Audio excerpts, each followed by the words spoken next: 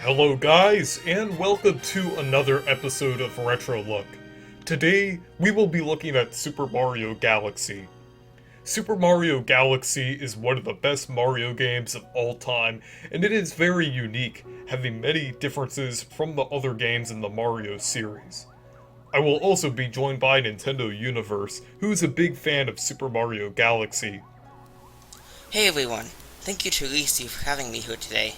Make sure to check out my channel if you enjoy Nintendo content.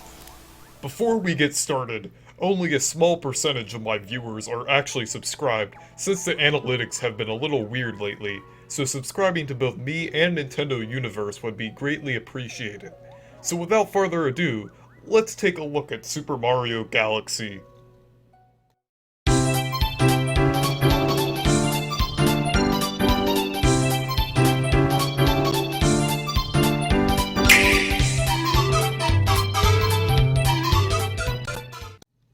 Super Mario Galaxy is the third installment in the 3D Mario series, and it was released on the Nintendo Wii in November 1st, 2007. Super Mario Galaxy built upon the ideas of the first two 3D Mario games and also added a lot of new ideas. The game's main new mechanic was the gravity feature, which allowed each level to consist of many different planets instead of the usual platforms. This game's other new feature is the spin move, which can activate various things, stun enemies, and this feature was also to make use of the Wiimote. While completely changing up gameplay, it also retained a few features from the older games, such as using coins to replenish health, collecting stars at the end of each mission, and collecting or unlocking various areas using stars. Super Mario Galaxy ended up being slightly more linear than the previous two 3D Mario games, but overall it felt like an evolution to the formula. Super Mario Galaxy's development stems all the way back to the year 2000 with the GameCube tech demo titled Super Mario 128. This demo featured 128 Marios walking across a disc-like surface, and that also demonstrated a feature called sphere walking, which is exactly what you'd think. The idea of many models on screen at once was utilized in Pikmin, while sphere walking was featured in the game Super Mario Galaxy, and The Legend of Zelda Twilight Princess. Between 2000 and 2005, Miyamoto kept reassuring people that Super Mario 128 was actually a game in development, and said it was going to be shown off soon, but that never happened. Super Mario Galaxy started development shortly after the release of Donkey Kong Jungle Beat, which was released in late 2004. It was originally developed for the GameCube, but was later moved onto the Wii sometime in development. The original level design for Super Mario Galaxy was a planet with a power plant-like building with a prototype of the Mega Leg at the bottom, and it was called Boss Crab. The idea was implemented into a level called Starman Fort, which was scrapped and evolved into Buoy-based Galaxy in the final game. The game was originally supposed to have a soundtrack in MIDI like the previous two games, but then it was decided to have the more iconic orchestrated soundtrack that we got in the final game. Super Mario Galaxy's history is very interesting, and there's a lot of background to it. One of the areas where Super Mario Galaxy shines best is its levels, called Galaxies. The game contains 42 unique galaxies throughout the game. Near the beginning of the game, you reach Gateway Galaxy. This acts as a tutorial level. At the end, you collect your first Grand Star, and this is where the game opens up. Some notable galaxies include Honeyhive Galaxy, a floating island inhabited by bees, Battle Rock Galaxy, which I remember mostly for the part where you blow it up, Free Flame Galaxy, a level based on fire and ice, and Toy Time Galaxy, a level themed on toys. There are many more unique galaxies as well. Galaxy has an interesting progression system. After collecting your first Grand Star, you can access the terrace. Essentially, on the Common Observatory, the game's hub world, you can access zones that allow you to travel to galaxies. Each dome has roughly 5 galaxies and one extra galaxy you can access by feeding a hungry Luma. There are 6 domes in total. Upon collecting 60 stars and beating the final boss, you can access purple coin missions. These involve collecting 100 purple coins with a specified time limit or another circumstance. After collecting 120 stars, you can then play through the game again as Luigi. This is a rather unchanged version of the original game. the only difference being that Luigi can jump higher and takes longer to stop. After collecting 120 stars as Luigi, one final level is opened up to you. I won't say what it is, though it is mildly disappointing. Super Mario Galaxy has an interesting setup as to how it's set up. Super Mario Galaxy has a wide variety of enemies that are both returning from the older Mario games, or they are completely new. A lot of the returning enemies have gotten new designs, while the others retain the basic same design as the other previous Mario games.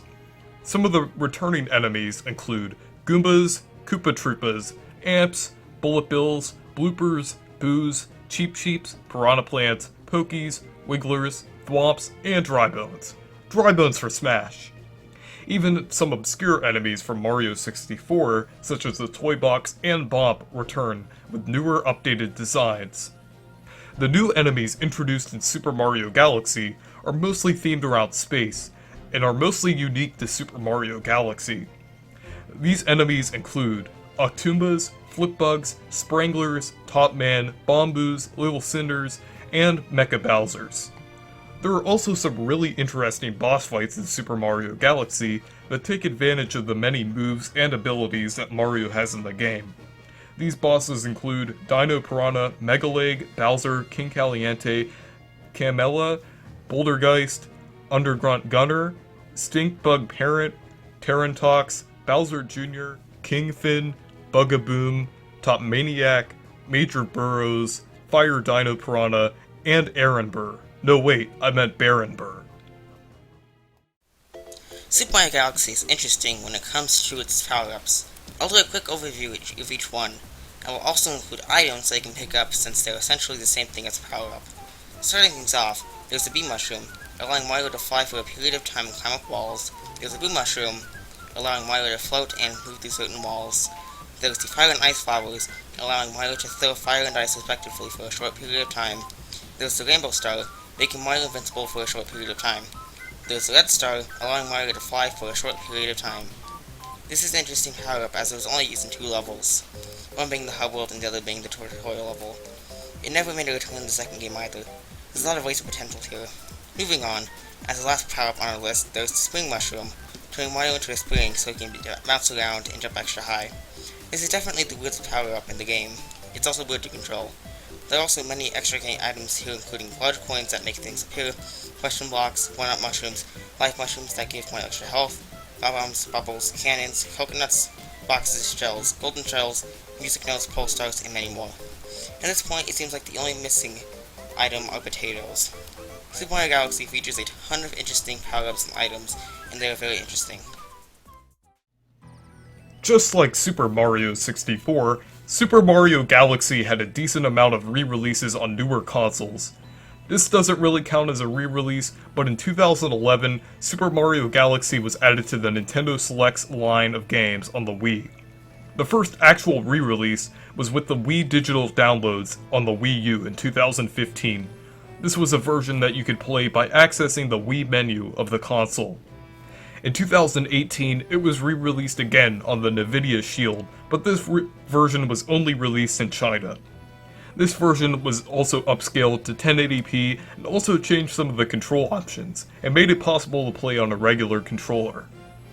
In September 2020, Super Mario Galaxy was included as one of the games in Super Mario 3D All-Stars. This version of the game was more optimized for button controls, and like the Nvidia Shield version, this was also in 1080p.